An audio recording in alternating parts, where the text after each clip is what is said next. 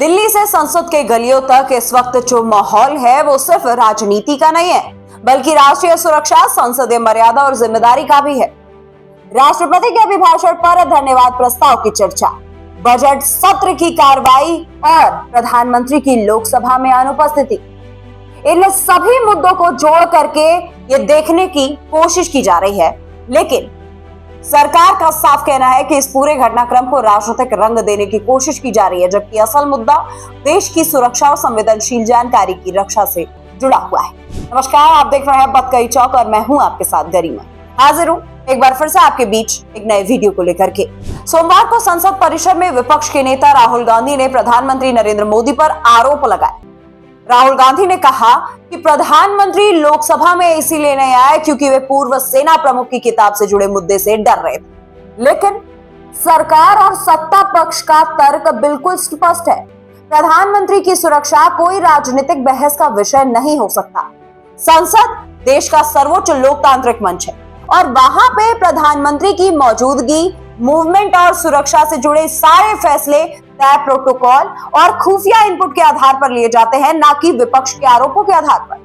सरकार का यह कहना है दोस्तों कि ये कहना कि प्रधानमंत्री किसी किताब से डर गए ना सिर्फ गैर जिम्मेदाराना है, बल्कि राष्ट्रीय संस्थानों की गरिमा पर भी सवाल खड़े कर रहा है। प्रधानमंत्री का संसद में ना आना किसी एक बयान या फिर किसी बहस से जुड़ा हुआ नहीं था, बल्कि ये पूरी तरह से सुरक्षा और कार्यसूची की संबंधित विषय पर आधारित था।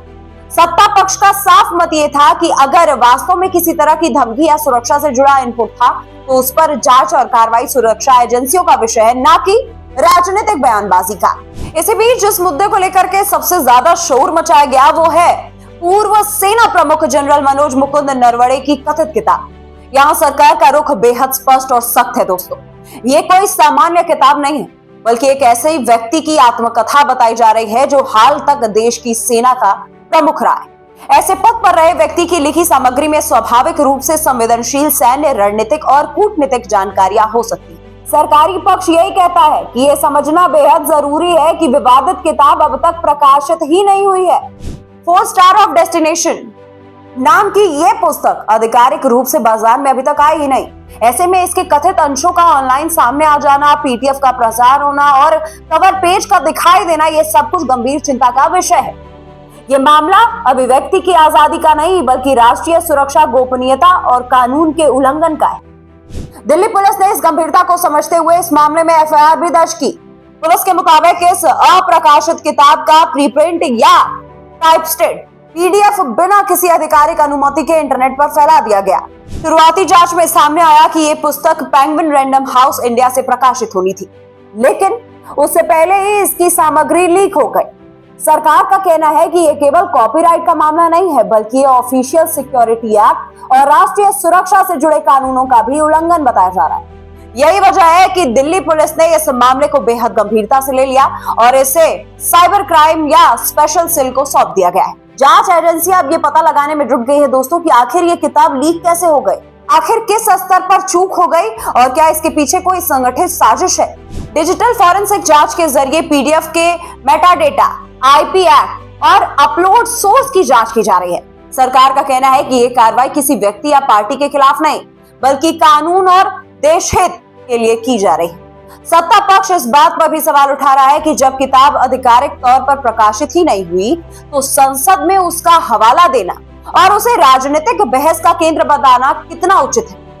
सरकार का यह साफ मानना है दोस्तों कि संवेदनशील दस्तावेजों या फिर अप्रकाशित सामग्री का इस तरह से सार्वजनिक या राजनीतिक इस्तेमाल करना न केवल असंसदीय है, बल्कि खतरनाक परंपरा भी बन सकता है। अब सवाल यह उठता है कि आखिर यह किताब अब तक प्रकाशित क्यों नहीं।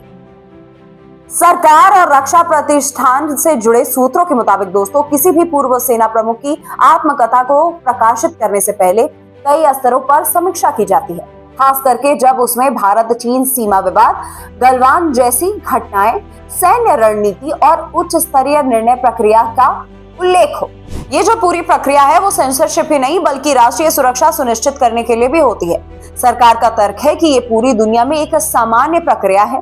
अमेरिका, ब्रिटेन और अन्य देशों में भी पूर्व सैन्य अधिकारियों की किताबें सुरक्षा समीक्षा से ही गुजरती हैं। अगर किसी सामग्री से देश की सामरिक स्थिति, भविष्य की रणनीति या फिर अंतर्राष्ट्रीय संबंधों पर असर पड़ने लगता है तो उसमें संशोधन या देरी स्वाभाविक हो जाता है। यही कारण है कि इस किताब को अभी अंतिम मंजूरी नहीं मिल पाई थी और ये प्रकाशित भी नहीं हो सकी थी। सत्ता पक्ष ये भी कहना चाह रहा है कि विपक्ष इस मुद्दे को जानबूझ करके राजनीतिक रंग दे रहा है। राहुल गांधी द्वारा संसद में किताब को लेकर के सवाल उठाना और फिर उससे जुड़े लीक पर हंगामा कर देना, सरकार इसे एक सोची समझी रणनीति मान रही ताकि बजट, विकास और नीतिगत मुद्दों से ध्यान भटका दिया जाए। दिल्ली पुलिस के एफआईआर के बाद सरकार ने यह साफ कर दिया है कि कानून अपना काम करेगी। अगर ये लीक जानबूझकर किया गया है तो दोषियों को बख्शा नहीं जाएगा, चाहे वे किसी भी राजनीतिक या फिर सामाजिक पृष्ठभूमि से क्यों ना आते हों। सरकार के मुताबिक ये संदेश देना जरूरी हो गया है कि राष्ट्रीय सुरक्षा से कोई भी समझौता नहीं हो पाएगा। फिलहाल सरकार का रुख एकदम स्पष्ट है कि ये जो मामला है वो राजनीति का नहीं बल्कि देश हित का है। आप इसको आखिर कैसे देखते हैं, इस बारे में आपका क्या राय है, कमेंट में हमें जरूर बताइए। मिलती हूँ मैं आपसे अगली वीडियो में, तब तक के लिए नमस्कार। This video is sponsored by Ram Group of Companies, co-sponsored by Nature House and Bhaiya Ji Silver Coated Ilachi.